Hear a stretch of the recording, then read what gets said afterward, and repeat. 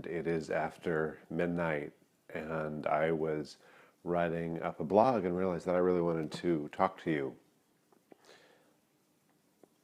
Tonight, the Ferguson grand jury verdict was announced, and if you haven't been following this, this was the case where Michael Brown, an unarmed black teenager, was shot and killed, shot six times by a white police officer, Darren Wilson, and Wilson was not indicted. They let him go.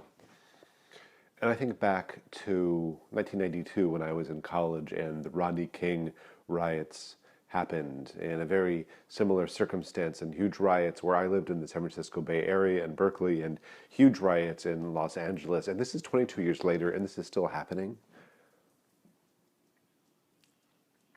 And I was with a group of friends tonight, really close to where I live. I live in Oakland, California. If you're not familiar with Oakland, it really gets a bad rap. People think that it's a bad area, and as a matter of fact, there's lots of really upscale, posh, nice areas. And also there are some places that aren't so nice as well.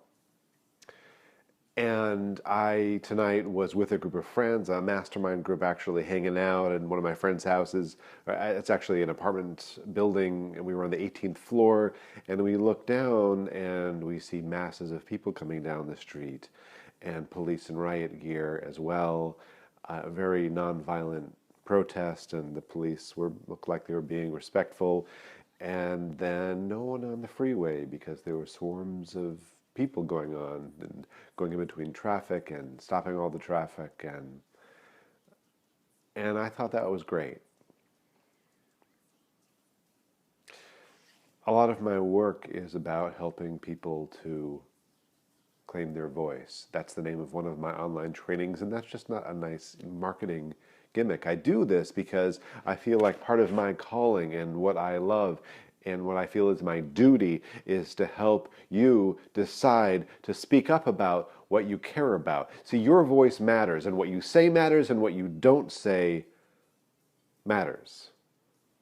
It makes a really big difference. If you choose not to say anything, that has an effect, just as much as it does if you say something. So a lot of the time we don't say anything. And that makes a difference. When we choose to stand up and to say what we need to say,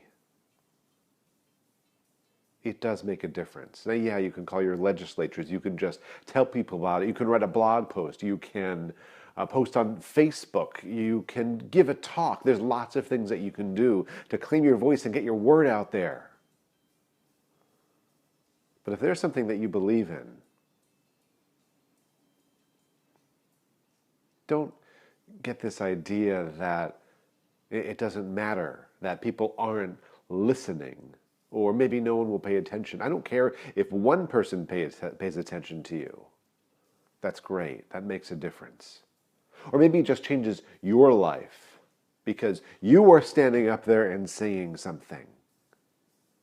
We are the change we want to see in the world, and if we don't say anything, we will not create the world that we want. We can't just sit around and wait for other people to create it.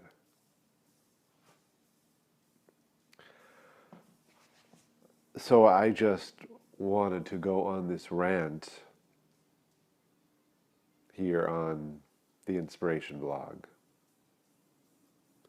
and inspire you for whatever it is that you care about.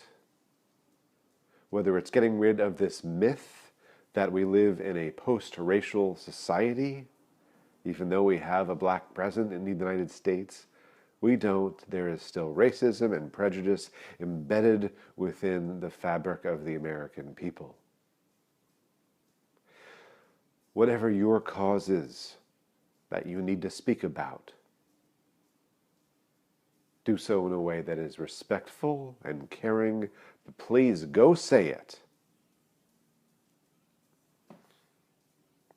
You get out there, please, and just do it, because that is how we create the world we want to see. I thought that was worth saying again.